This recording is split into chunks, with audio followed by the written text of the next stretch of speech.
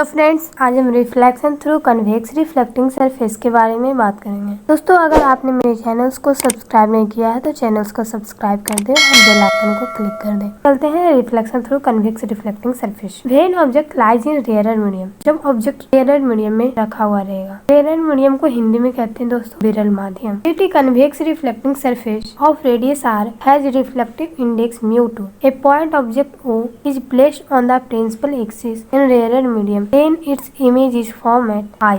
कहता है कि मानते हैं कि एक कन्वेक्स रिफ्लेक्टिंग सरफेस है जिसका रेडियस r है और उसका रिफ्लेक्टिव इंडेक्स mu2 है। उस पॉइंट का जो ऑब्जेक्ट है, जो प्रिंसिपल एक्सिस पे प्लेस्ड है ऑब्जेक्ट, रेयर मीडियम में है, तो इमेज जो फॉर्म होगा वो पॉइंट आई पे फॉर्म होगा। ये हमारा कन्वेक्स मिरर है। कन्वेक्स मिरर पे हमने एक प्रिंसिपल एक्सिस को ड्रॉन किया है। ये हमारा हो गया रेयर मीडियम और ये हमारा हो गया डेंसर मीडियम। इधर जो लाइन का मतलब हुआ कि ये डेफिनेट पॉइंट है। हमने यहाँ पे एक ऑब्जेक्ट को रखा है। ये ऑब्जेक्ट जो है लाइट को इंसिडेंस कर रहा है, तो ये पॉइंट ए पे जाकर के मिलेगा और जब पॉइंट ए पे जाके मिलेगा और इसका एंगल जो बनाएगा वो एंगल आई बनाएगा। फिर जब ये रिफ्लेक्ट करेगा और जब भी हम नॉर्मल लाइन को ड्रॉन करते हैं दोस्तों, तो वो सेंटर ऑफ कर्वेचर से गुजरता है। ये हमारा नॉर्मल लाइन है। अब ये जो है रिफ्लेक्ट करेगा, तो ये रिफ्लेक्ट करने के बाद ये इस पॉइंट पे जाकर के मिलेगा। पॉइंट इसे आई देते हैं और इसका जो, जबकि ये नॉर्मल लाइन है और ये रिफ्लेक्टर है, तो ये दोनों का एंगल जो रहेगा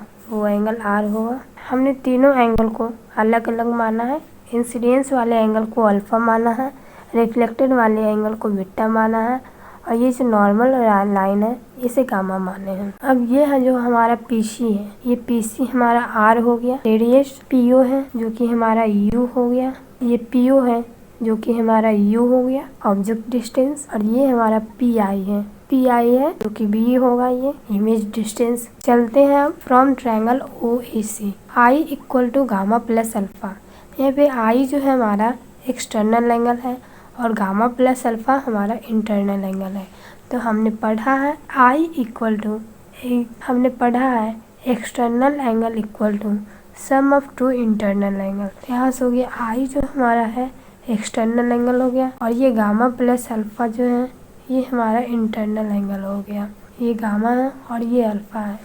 तो यहाँ से हुआ I equal to gamma plus alpha. Again from triangle I A C. अब फिर से ट्रायंगल आई ए सी चलते हैं। ये जो ट्रायंगल आई ए सी है ये इमेज वाला ट्रायंगल है। ये हो गया हमारा ट्रायंगल आई ए सी। इस ट्रायंगल में चलेंगे। यहाँ से हो गया gamma equal to R plus beta.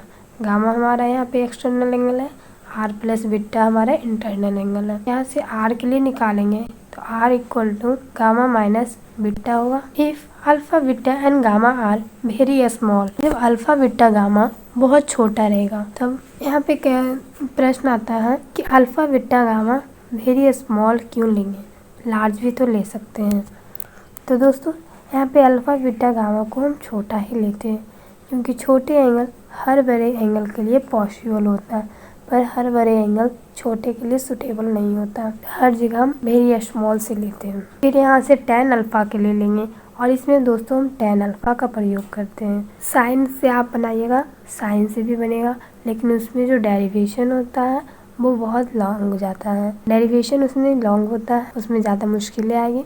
और tan से जो डेरिवेशन जो है कम होता है, इजीली सॉल्व होता है। हमने tan अल्फा का प्रयोग किया है। यहाँ पे tan अल्फा के लिए लिखेंगे तो यहाँ से ए एन वाई एन ओ हो जाएगा tan अल्फा के लिए। अब tan बीटा के लिए लेंगे तो ए एन वाई एन आई होगा। ये हो गया इमेज। अब tan गामा नॉर्मल लाइन के लिए है, tan गामा के लिए होगा A N Y N C. तो यहाँ अल्फा जो है सिमिलर है tan अल्फा के, यहाँ से हो जाएगा A N Y N O. tan beta similar है, यहाँ बीटा सिमिलर है tan बीटा के, तो यहाँ से हो गया A N Y N I. Gamma similar है tan गामा के लिए, यहाँ से हो गया ए एन वाई एन सी। सो आई इक्वल टू, हमने निकाला था यहाँ पे I equal to gamma plus alpha.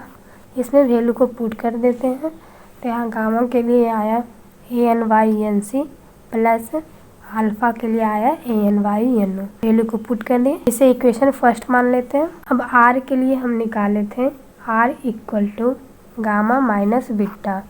Gamma का वैल्यू यहाँ से आया A N Y N C minus beta का वैल्यू ANY/NI। इसे इक्वेशन सेकंड मानते हैं। अकॉर्डिंग टू स्नेल्स लॉ, अब स्नेल्स लॉ के द्वारा चलेंगे, यहाँ sin I by sin R होगा। अब यहाँ μ2/μ1 कैसे हुआ? ऑब्जेक्ट डिस्टेंस रेयर मीडियम में है और इमेज डिस्टेंस डेंसर मीडियम में है। यहाँ पे हो गया 1μ2।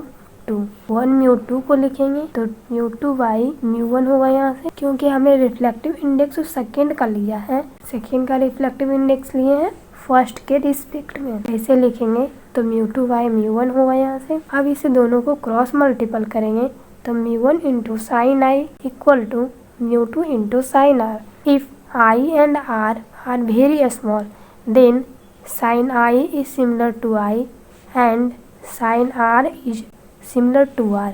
यहाँ I और R को वेरी स्मॉल माने हैं, जब ये दोनों को वेरी स्मॉल माने हैं तब sin I जो है सिमिलर हो जाएगा I के, और sin R है जो सिमिलर होगा R के। तो दोनों सिमिलर हो जाएगा तो हम यहाँ पे sin I के लिए लिख सकते हैं I, और sin R के लिए R लिख सकते हैं। तो जब sin I के लिए I लिखेंगे तो यहाँ से हो जाएगा μ1 into I equal to μ2 into R. अब चलेंगे फ्रॉम इक्वेशन 1 and 2, हम दोनों इक्वेशन से सॉल्व करेंगे। μ1 को वैसे रहने दिए, I का वैल्यू हम निकाले थे ANYNC plus ANYNO equal to μ2 को वैसे रहने दिए, R के लिए हम वैल्यू निकाले थे ANYNC माइनस ANYNI। अब दोनों से हम AN को कॉमन लिए, यहाँ AN को कॉमन लिए तो यहाँ बच गया μ1/NC प्लस μ1/NO। फिर यहाँ से भी AN को कॉमन लिए, यहाँ बचा μ2/NC माइनस μ2/NI। हम दोनों को जो कॉमन लिए थे AN, ये दोनों कट जाता है AN से AN, तो यहाँ बच गया μ1/NC plus μ1/NO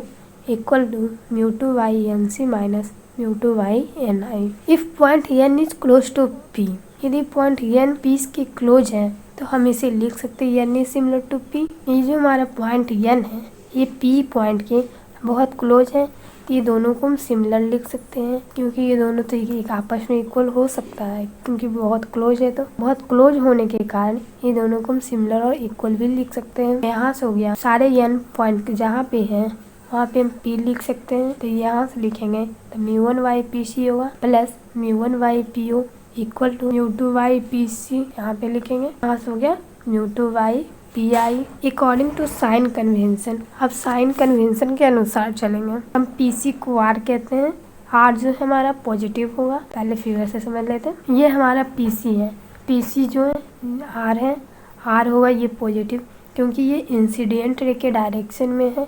incident ray के डायरेक्शन में पॉजिटिव होता है और इंसिडेंट रे के अपोजिट डायरेक्शन में रहता है तो नेगेटिव होता है। PC हमारा R है, ये इंसिडेंट रे के डायरेक्शन में इसलिए पॉजिटिव होगा, है ये इंसिडेंट रे के अपोजिट डायरेक्शन में इसलिए नेगेटिव होगा, U हमारा नेगेटिव होगा।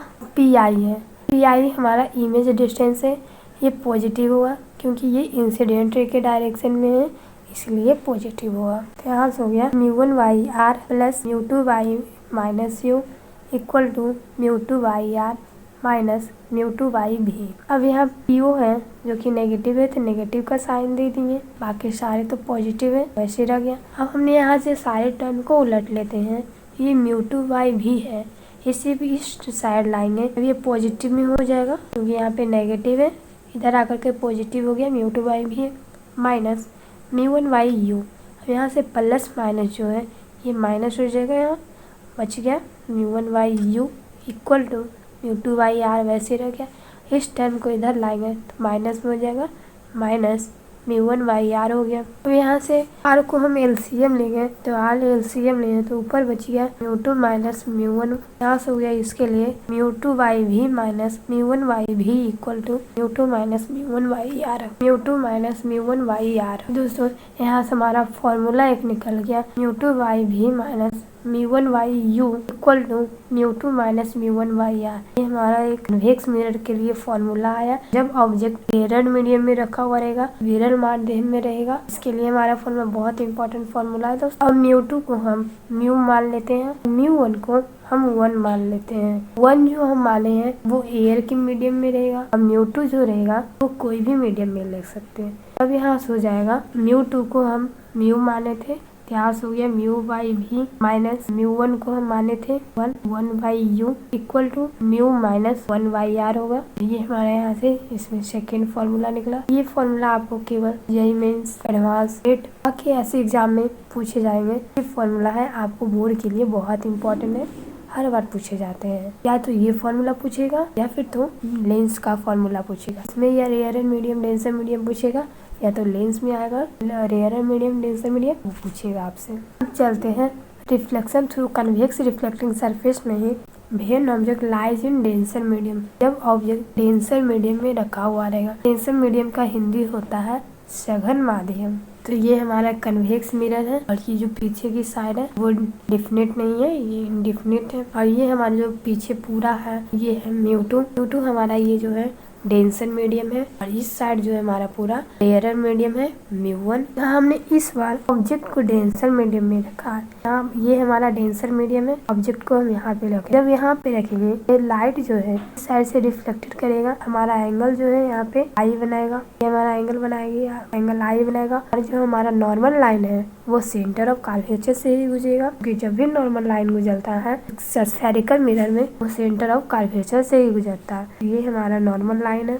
अब चूंकि ये रिफ्लेक्ट करेगा तो यहाँ से ये रिफ्लेक्ट किया तो ये हमारा जो एंगल है वो इस साइड से रिफ्लेक्ट करेगा, यहाँ पे हमारा एंगल आर बनाएगा। यहाँ भी हमने इस एंगल को ऑब्जेक्ट वाले को अल्फा माना है, रिफ्लेक्टेड वाले को बीटा माना है और नॉर्मल लाइन को गामा माना है। दोस्तों हमने हर जगह एक ही एंगल का प्रयोग कर रहे हैं। हर जगह एक एंगल का प्रयोग करने से हमें डेरिवेशन इजीली लगते हैं। सारे डेरिवेशन एक प्रकार के लगते हैं। आप एक एंगल ले भी सकते हैं, अल्फा बीटा गामा की जगह आप कुछ भी ले सकते हैं। हमने पीरियड फॉर्मूला में भी यही हमने अल्फा बीटा गामा का ही प्रयोग किया था और हम लेंस में भी एक फॉर्मूला आएगा उसमें भी हम अल्फा बीटा गामा का ही प्रयोग करेंगे। स्फेरिकल मिरर में भी हम अल्फा बीटा गामा का ही प्रयोग कर रहे हैं। तो हर जगह एक एंगल प्रयोग करने से डेरिवेशन होते हैं वो इजीली लगते हैं। अब चलते इसमें फ्रॉम ट्रायंगल OAC ऑब्जेक्ट वाले ट्रायंगल के लिए चलेंगे। यहाँ से OAC ये हमारा ट्रायंगल हो गया OAC। इसके लिए लिखेंगे तो होगा gamma equal to I plus alpha. Gamma जो है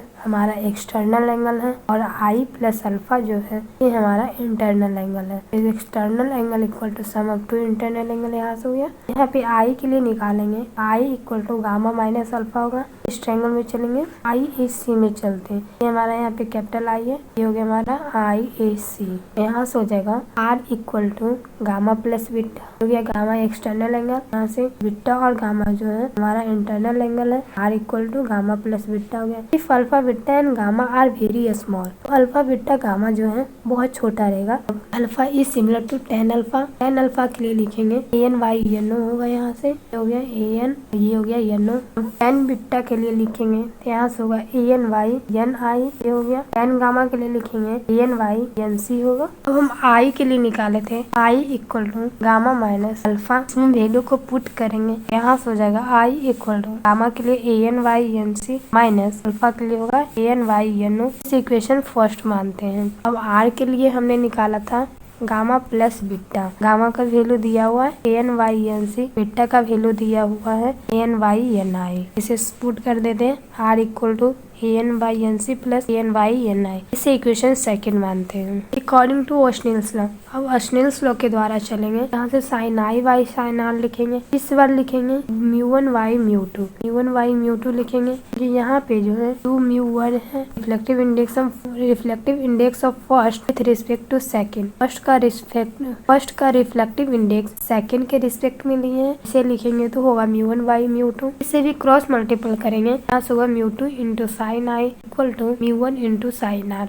अब यहाँ आई और आर को हम वेरी स्मॉल मानेंगे, तो हो जाएगा साइन आई जो है सिमिलर हो जाएगा आई के, और साइन आर है जो सिमिलर हो जाएगा आर के। यहाँ से हो गया म्यू2 इंटू आई, यहाँ से हो गया म्यू1 इंटू आर। अब चलते हैं फ्रॉम इक्वेशन 1 एंड 2। दोनों इक्वेशन से चलेंगे तो म्यू2 को वैसे रहने दिए। आई का वैल्यू आया था ANY minus ANY equal to mu one को वैसे रहने दिए। आर के लिए लाए थे ANY प्लस ANY। ये दोनों से हम AN को कॉमन लिए यहाँ भी, तो यहाँ बच गया म्यू2 माइनस म्यू2 यहाँ से भी AN को कॉमन लिए, तो यहाँ बचा म्यू1 प्लस म्यू1 अब यहाँ से दोनों को हम कॉमन लिए AN को दोनों साइड से, तो यहाँ हो गया ए एन को कॉमन लिए तो mu two by N C minus mu two by N O equal to यहाँ भी कॉमन लिए तो यहाँ हो गया mu one by N C plus mu one by N आई।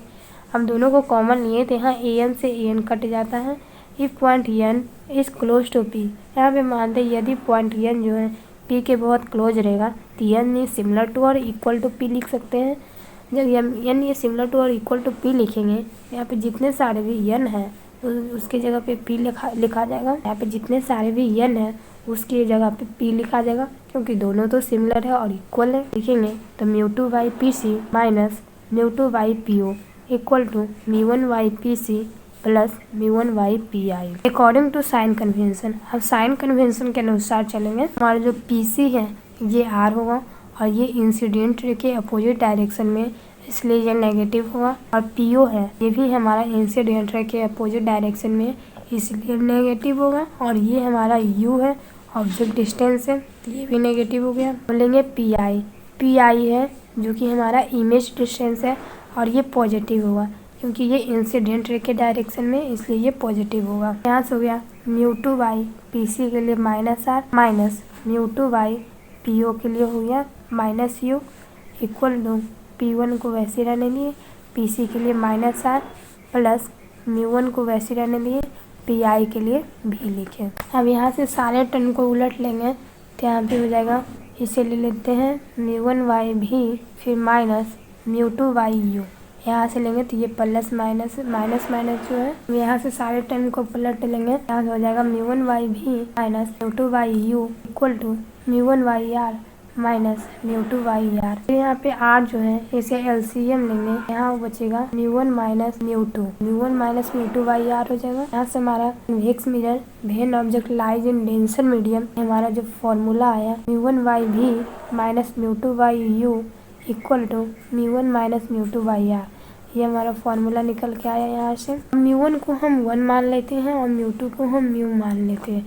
और ये जो 1 माने हैं ये हमारा एयर में है और ये कोई भी मीडियम में ले सकते हैं। यहाँ से निकलेगा 1 by V equal to mu by U. यहाँ से निकल के आता है formula 1 by V equal to mu by U minus दोस्तों यहाँ से हमारा एक और फॉर्मूला निकल के आया 1 by V equal to mu by U minus फिर दोस्तों माइनस हो गई है 1 माइनस म्यू बाई आर। ये हमारा इसमें कन्वेक्स मिरर में convex reflecting surface spherical mirror के लिए सेकेंड फॉर्मूला आता है 1 by V equal to mu by U minus 1 minus mu by R. जब ऑब्जेक्ट डेंसर मीडियम में रहेगा। ये भी पॉइंट बहुत इंपॉर्टेंट है दोस्तों फॉर्मूला। बस इसमें 2 ही फॉर्मूला एग्जाम में हमेशा पूछे जाते हैं या तो स्फेरिकल मिरर में जब ऑब्जेक्ट रेयर और डेंसर कनकेव मिरर में और कन्वेक्स मिरर में रहेगा या फिर तो लेंस मेकर फॉर्मूला में जब रेयर और डेंसर मीडियम आता है। दोस्तों नेक्स्ट क्लास में हम फिर बात करेंगे। तो अगले बार मैं बताऊंगी reflection through concave reflecting surface जब ऑब्जेक्ट रेयर और डेंसर मीडियम उसमें भी रहेगा। अगर आपने मेरे चैनल्स को सब्सक्राइब नहीं किया चैनल्स को सब्सक्राइब कर दें और बेल आइकन को क्लिक कर दें। नेक्स्ट क्लास में फिर मिलते हैं। धन्यवाद दोस्तों।